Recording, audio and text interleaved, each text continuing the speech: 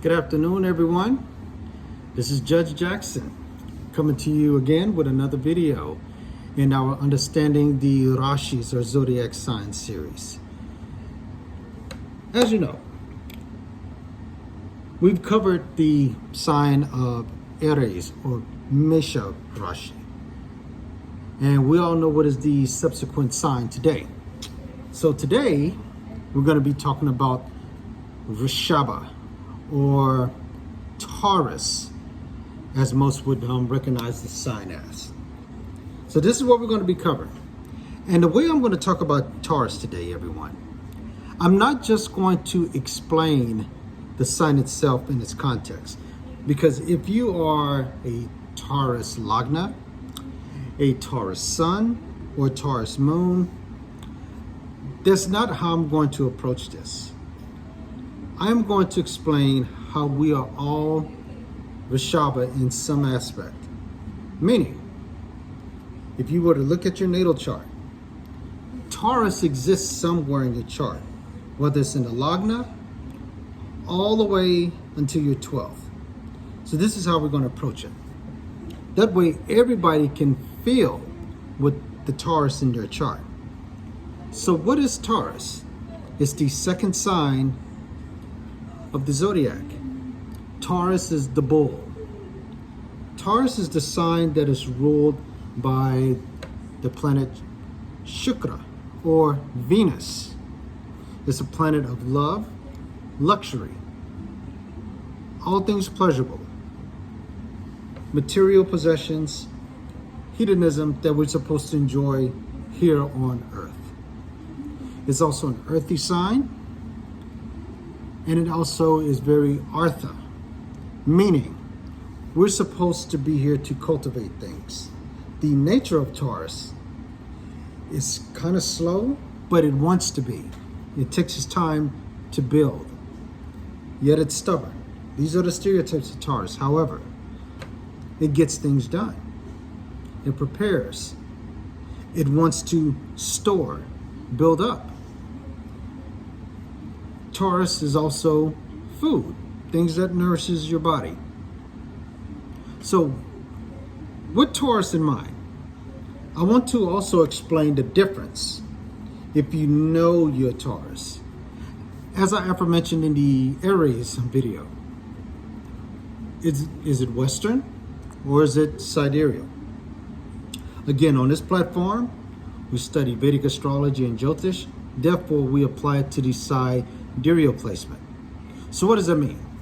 In Western astrology, Taurus is known to be from the dates of April 21st to May 21st.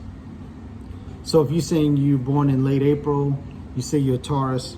No, because as I covered with the Aries series, the sidereal placement for Taurus is May 16th through June 15th. Always start in the mid-month and end in around the mid-month.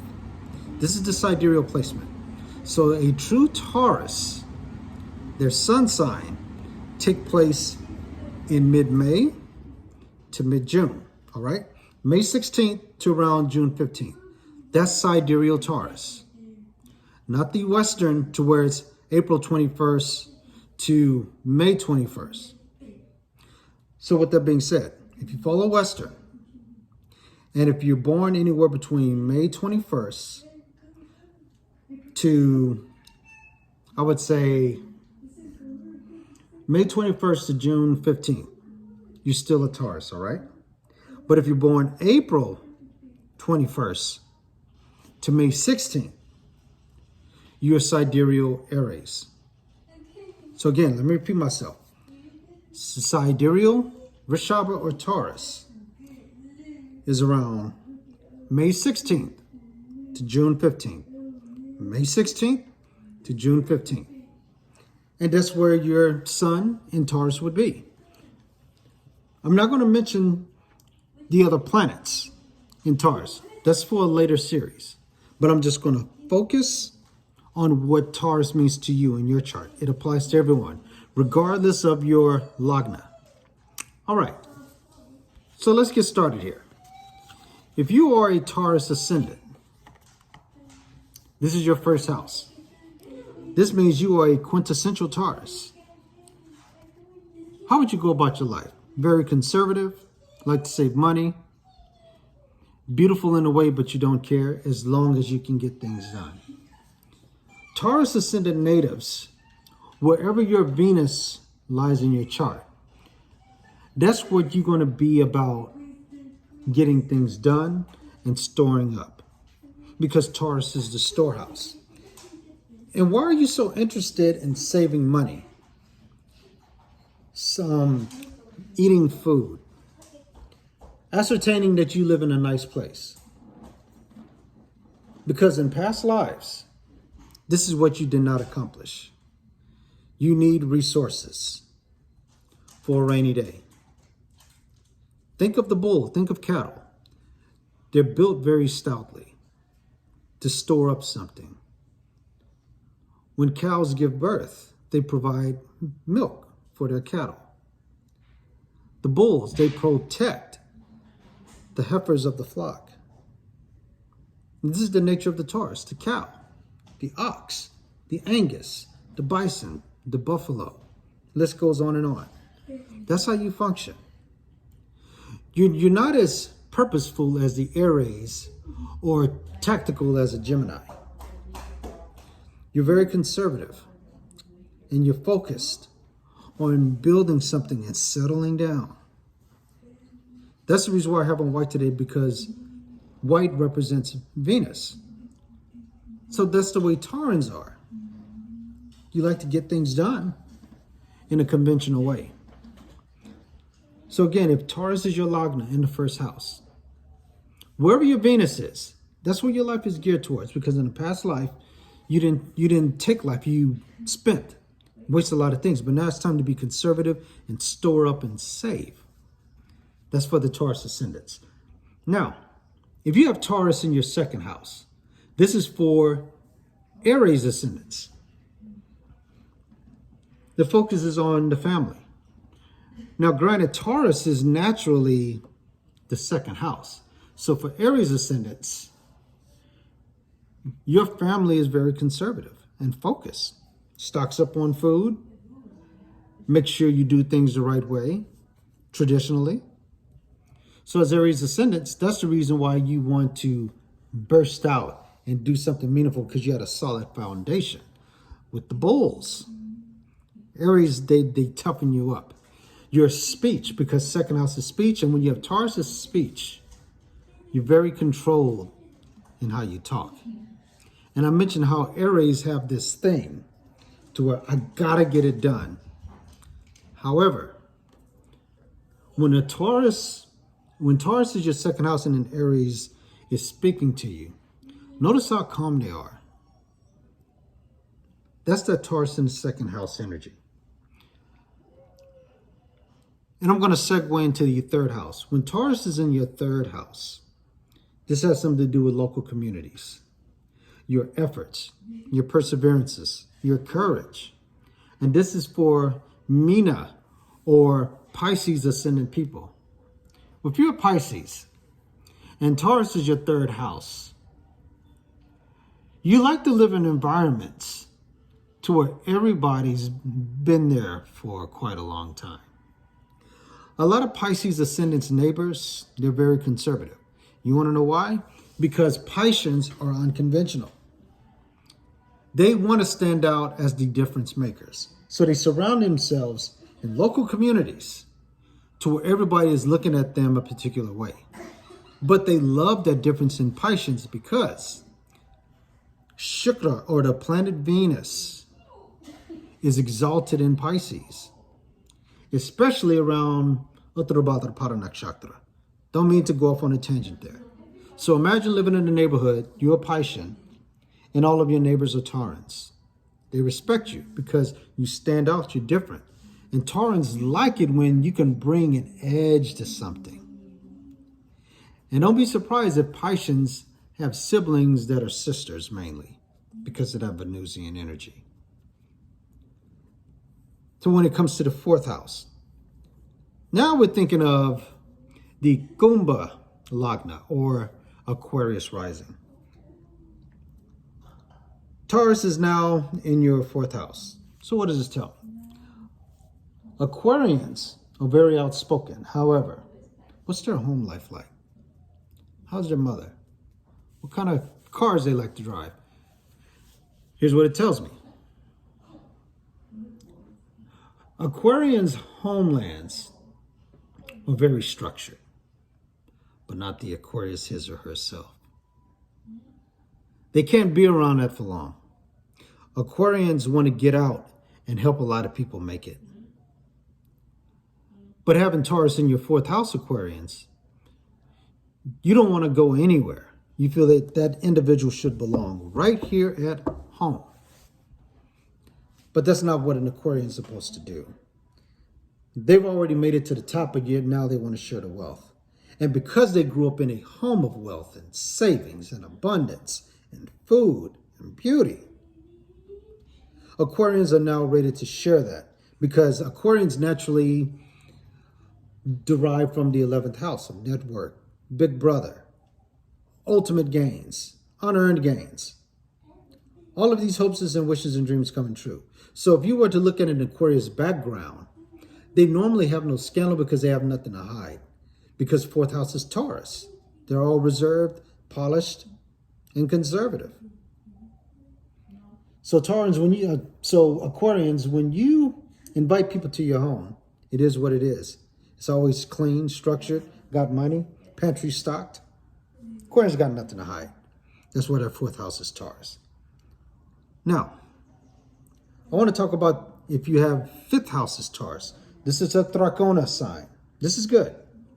Now I'm going to be talking about how the Makara Rashi, or the Capricorns, can relate to this. What does it mean for Capricorn natives to have Taurus in their 5th house? It means your children are well off. Your way of having fun is controlled, because it's the house of speculative gains, romantic interests, your progeny, good credit from past life, the gains of your home. So when it comes to Taurus in the 5th house for Capricorns, you like to have fun in a way to where it can save you something in the long run. When Capricorns go out and take care of what they have to do, enjoy at their own leisure, they want to make sure they don't blow it. Capricorns really don't like to get drunk or overindulge. If they're having fun, it's already been paid for or planned. So they're real reserved about their activities because it's an earth sign. It's the orthopath. When they're having fun, they want to make sure everyone else around them are good as well. For example, Capricorn pays for a cruise and he got some friends going along. They're going to always ascertain, are you guys all good? Because I'm not going to enjoy myself unless you do. I packed everything. I've even brought extra money in case you guys can be covered. So in this 5th house for Capricorns, you guys are a blessing. You're always looking out for others. We appreciate you. If you have Taurus in your 6th house, and this is the house of service. Now we're looking at the Sagittarians, the Taurus Rashi. So what does this mean? 6th house. 6th house is the house of adversity, competition, obstacles, known enemies, the day-to-day grind, your health, acts of service. It's derivative of Virgo, since it is the 6th sign. So what does it mean for Sagittarians? This is the one area that a Sagittarius will have trouble debating or defeating, because Taurus Rashis are the great debaters. It's ruled by Jupiter. And your 6th house is ruled by Venus. Jupiter and Venus are inimical because one is the god of the devas, the other one is the god of the demons. They're both teachers in a way. Or you could say Venus is the teacher of the Asuras. Asuras aren't evil. They're just having an unconventional way of looking at things. So if a Sagittarius were to come across adversity and obstacles, it has something to do with the stubbornness that's in their way. Sagittarians like to bring the challenge out of those because they know a lot. You Sagittarians are well-versed and astute in your philosophies. However, what is one thing that can kill a debate? Non-reaction. Your enemies will not respond to your poise, your pitch, your lexicon, or your intellect. So you're going to have some stubborn enemies, Sagittarians, because you like to shoot for higher things. So don't be surprised if you work in an environment where it's slow, restrictive, and ruled. That's not how Sagittarians work. So your challenge is breaking the boundaries out of the stubbornness. And that's the challenge for Sagittarians, or Taurus Rashi Lagnas. It's a stubborn sign, your 6th house. So don't be ill-advised of that. If Vrishaba or Taurus is your 7th house, we're now looking at the Vrishaba Rasi, or as we all know as the Scorpion, Scorpio. This is the opposite of your ascendant Scorpions. Anything opposite is what balances you out. So if you would have a partner or others that you've encountered that are different from yourself, they're not into passionate activities, jealousies, envies, or control. That's your department, Scorpio. Taurans, they have no need for control because they feel whatever they do, there's no control to be needed. So, if Taurus is your opposite, you're going to meet somebody that's not going to be so respondent to your emotions, your feelings, or your outbursts. A Tauran can handle that. And you're going to need that balance when you're in a relationship. Scorpios can get very jealous because the partners they attract are gorgeous. So think about it. Taurus is ruled by Venus. Taurus normally have beautiful faces. When it comes to men, you look good. When you're a woman, you look exquisite. So can you understand why, if you're a Scorpio, you would get jealous of somebody that's trying to take your partner? Also, when it comes to business, Scorpios, the 7th house is also the house of business and partnerships. If you were to start a business, you would need Tauran energy there because you will react emotionally and you would get out of control, and that Martian's sniper power would hit someone. But you need Taurans to organize and keep a business steady. And that's why Vrishaba is opposite from you. Now, what if you have Taurus in the 8th house? Taurus in the 8th house means you are a Tula Rashi Lagna, or a Libra ascendant.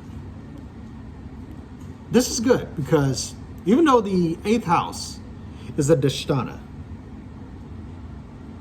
it's ruled by a benefic, Venus.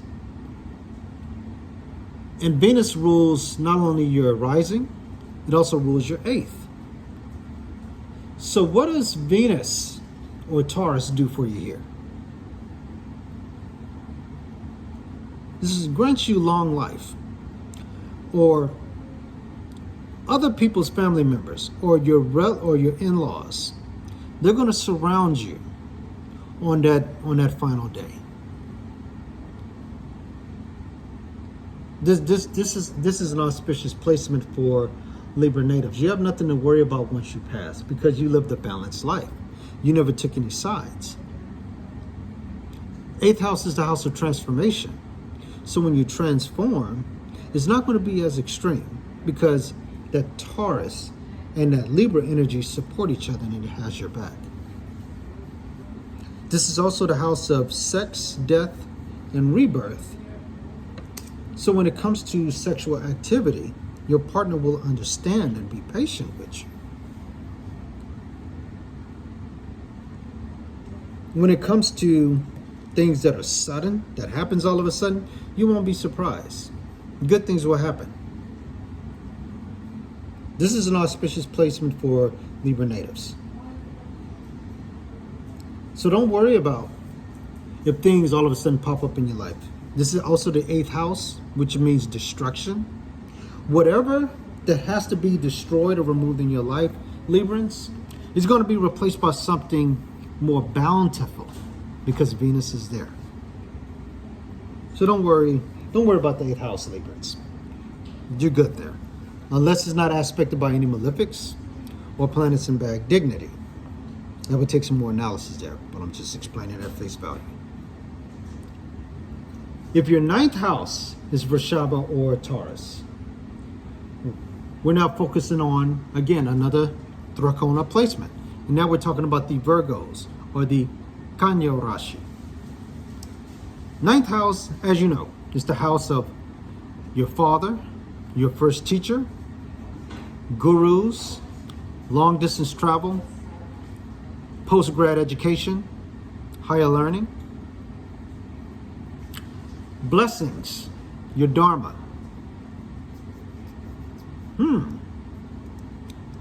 And it's ruled by Venus.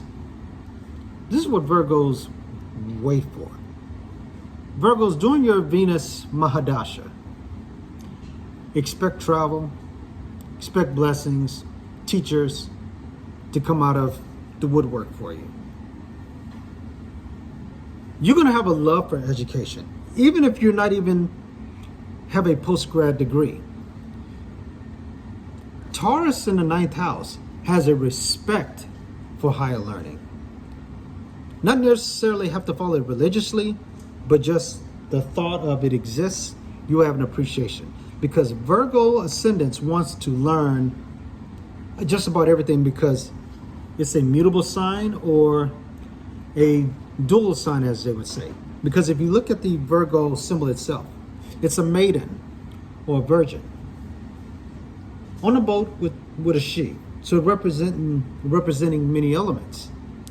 So when it comes to that house, a Virgo wants to be focused on the Tauran nature. They want to save and preserve education because it's going to help them in preparation for their latter life, because Virgo is naturally the sixth sign. So they're preparing themselves for marriage, relationship, or business. So with it being the highest Dracona, Virgos will pursue as much knowledge as they can to save up for something greater, like business or partnership. It also means you will have a handsome father because Taurus is there. You would have a father that's very conservative about his money. Some may call him a spendthrift or a tightwad, as they would say, penny pincher, or a miser. That's how your father would be. Teachers will mainly be women because it's Venus. But don't be amazed if you catch on to something quickly and you stick to it, because that Taurus is very fixed. If Taurus is your 10th house, this is the apex. It is the highest Kendra placement. This lets me know that you are a Simha or Leo ascendant, the lion. What is a Leo's crowning glory? To look beautiful in public, to be preserved and fixed there, because they want their reign to be solidified in legacy itself. That's why they want the fixed, earthy, Arctic sign of Taurus there. If you think of the kings throughout the past, I'll use Shaka Zulu as an example. Kings live not for themselves, but they live for the legacy. And they want it to be set in stone. After they pass, you're going to know I was the greatest of all time. Or the acronym for GOAT, because it's naturally the 10th house of the Capricorn. So Leo, you kings and queens, you want your legacy to live on. And Taurus in the 10th house will preserve that and make it look good, because Venus rules that 10th house. And wherever your Venus lies, that's where your legacy is going to be. But Leo's wants to definitely ascertain, when it's all extrapolated, my legacy is fixed and it will not be moved. And be honest with yourselves, Leos. That's what you want to leave. A solid legacy. And Taurus is the pillar. Your 11th house. I'm going to be speaking to the Carcata Nagus, or you Cancers. The 11th house is gains, the big brother, eldest sibling, hopes, wishes, and dreams coming true, sustained nourishment, the 11th house. And this is where Taurus. So why would Cancer natives want Taurus in their 11th house? I can tell you. Cancers are the crab, shielded. They love to nourish, guide, and protect. So if you put the bull or the cow in the 11th house, knowing the 11th house is easy gains, gains from your career, all going in a public setting. You have enough resources to provide for everyone. This is why Taurus is in the 11th house of Cancer natives. You're here to nourish, provide, and dote. And with all of a Cancer's hopes, wishes, and dreams coming true, Taurus will be able to do that because the cow's udder, there's multiple udders on a cow. They want to feed all. This is the house of the eldest sibling. So if you're a Cancer and you're the eldest, you're actually second in command of your household, because there's your father and your mother. But if you are the eldest brother or the eldest sister, you know deep down inside your parents are relying on you to take care of the home if they were to pass, because you're next in line. And with Taurus being in your 11th house, you're able to provide for all of your co-borns that are younger than you, even for your own family and your friends, because it's the house of friendship. You also want to be surrounded by friends that are resourceful. That's how Cancers want it to be when it comes to providing for everyone else. Now, the final sign, if Vrishaba was in your 12th house, this is the house of isolation. And this is for the Mithuna Rashi Lagna or Gemini rising natives. This is the area where everyone won't see this side of you. Geminis don't want to be known as the type that will conserve and preserve. That life is behind you. That's how you are in isolation. So when you're alone in your bed, Geminis, your home or your bedroom is very reserved. Your life may seem chaotic. Not saying you're like the Scorpio with the chaos, the drama. But Geminis are clever, street smart, talkative, well-versed, communicative, hustlers. But behind the scenes, when you're all alone, this is the area where you need to be restored, to be yourself. This is how you are when there's no one else around but yourself. And you're conservative. And you want to save things when you are alone. And it's okay to admit, Geminis, because the 12th house is that area that we want no one to see but us. That's our safe haven and domain where we could just be ourselves. And remember, Venus rules Taurus. And Venus is the only graha or planet that doesn't lose its energy in the 12th house because it's naturally exalted to the 12th. It's the house of bed pleasures and chambers. So in Geminis, when you go home to your bedroom, I wouldn't be surprised if you got a secret refrigerator of food in there, or if you hide snacks from everyone else in your household. That's where you could be indulgent. So Geminis, appreciate your laboratory. Appreciate your house of solitude. If a Gemini were to be incarcerated, you would be the inmates that would get special privileges because you're hustlers. You know how to survive. A lot of prisoners with Gemini ascendants, they're the ones that get nice conjugal visits, televisions, cell phones, network access, you name it. Tell me I'm lying. So with this video, I've covered everyone that has Taurus in their chart. Again, you may be an ascendant of another, but everybody equally has all 12. And that's what Taurus is in your life.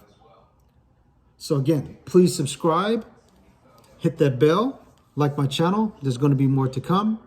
And to everyone that has that Tauran energy, appreciate it, conserve, and be beautiful, everyone, because your souls are. The best, the most interesting person in the world is you. I want you to be blessed, and namaste to all.